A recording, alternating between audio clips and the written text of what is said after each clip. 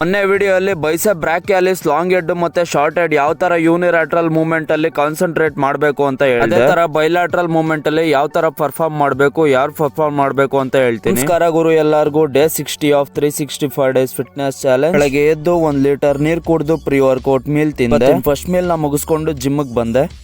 ನನ್ನ ವರ್ಕೌಟ್ ಇರೋದು ಇವತ್ತು ಆರ್ಮ್ಸ್ ವರ್ಕೌಟ್, ಬೈಸೆಪ್ ಮತ್ತೆ ಟ್ರೈಸೆಪ್. ಫಸ್ಟ್ ವೇರಿಯೇಷನ್ ಆಗಿ cable overhead bar extension ಮಾಡಿದೆ ಟ್ರೈಸೆಪ್ ಗೆ 5 ಸೆಟ್ಸ್ ಮಾಡಿದೆ. ಸೆಕೆಂಡ್ ವೇರಿಯೇಷನ್ ಆಗಿ ಕೇಬಲ್ ಬೈಸೆಪ್ ಕರ್ಲ್ ಮಾಡಿದೆ 5 ಸೆಟ್ಸ್ ಮಾಡಿದೆ. ಥರ್ಡ್ ವೇರಿಯೇಷನ್ ಆಗಿ reverse grip unilateral single arm tricep push down ಮಾಡಿದೆ. ಫೋರ್ತ್ ವೇರಿಯೇಷನ್ ಆಗಿ unilateral single arm dumbbell preacher curl ಮಾಡಿದೆ 5 ಸೆಟ್ಸ್ ಮಾಡಿದೆ. ಫಿಫ್ತ್ ವೇರಿಯೇಷನ್ ಆಗಿ bilateral rope tricep push down ಮಾಡಿದೆ 5 ಸೆಟ್ಸ್ ಮಾಡಿದೆ. ಸಿಕ್ಸ್ತ್ ವೇರಿಯೇಷನ್ ಆಗಿ unilateral single arm arm curl ಮಾಡಿದೆ 5 sets ಮಾಡಿದೆ. ಫೈನಲ್ ವೇರಿಯೇಷನ್ ಆಗಿ bilateral cable bar push down ಮಾಡಿದೆ ಟ್ರೈಸೆಪ್ ಗೆ 5 ಸೆಟ್ಸ್ ಮಾಡಿದೆ. ಮೈನ್ ಆಗಿ ನಿಮ್ ಬೈಸೆಪ್ ಮಸಲ್ ಟಾರ್ಗೆಟ್ ಮಾಡಬೇಕು ಅಂದ್ರೆ ನಿಮ್ಗೆ ಏನ್ ನೆನಪಿರ್ಬೇಕು ಅಂದ್ರೆ ಬೈಸೆಪ್ ಬ್ರಾಕಿಯಾಲಿಸ್ ಅಲ್ಲಿ ಲಾಂಗ್ ಹೆಡ್ ಮತ್ತೆ ಶಾರ್ಟ್ ಹೆಡ್ ಇರುತ್ತೆ. ಎರಡು ಹೆಡ್ ನ ಬೈಲ್ಯಾಟ್ರಲ್ ವೇರಿಯೇಷನ್ಸ್ ಇಂದ ಯಾವ ತರ ಟಾರ್ಗೆಟ್ ಮಾಡಬೇಕು ಅಂದ್ರೆ ರೈಟ್ ಬೈಸೆಪ್ ಬಾರ್ ಅಲ್ಲಿ ಸುಪಿನ್ ಹೆಡ್ ಗ್ರಿಪ್ ಇಟ್ಕೊಂಡು ಎರಡು ಹ್ಯಾಂಡ್ ಅಲ್ಲಿ ಕ್ಲೋಸ್ ಗ್ರಿಪ್ ಇಟ್ಕೊಂಡು ಬೈಸೆಪ್ ಕರ್ಲ್ ಮಾಡಿದ್ರೆ ಲಾಂಗ್ ಹೆಡ್ ಟಾರ್ಗೆಟ್ ಆಗುತ್ತೆ. ಮತ್ತೆ ಅದೇ ತರ ವೈಡ್ ಗ್ರಿಪ್ ಇಟ್ಕೊಂಡು ಬೈಸೆಪ್ ಕರ್ಲ್ ಮಾಡಿದ್ರೆ ಶಾರ್ಟ್ ಹೆಡ್ ಟಾರ್ಗೆಟ್ ಆಗುತ್ತೆ. ಯಾರಿಗೆ ಮಸಲ್ ಇಂಬ್ಯಾಲೆನ್ಸ್ ಇರುತ್ತೋ ಅವ್ರು ಬೈಲ್ಯಾಟ್ರಲ್ ಮೂವ್ಮೆಂಟ್ ಅವಾಯ್ಡ್ ಮಾಡಬೇಕು. ಆಗಿರುತ್ತೆ ಅನ್ಕೊಂತೀನಿ. ಇವತ್ಗೆಲ್ಲ ಇಷ್ಟೇ, ಮತ್ತೆ ಸಿಗ್ತೀನಿ ನಾಳೆ ನಿಮ್ಗೆ.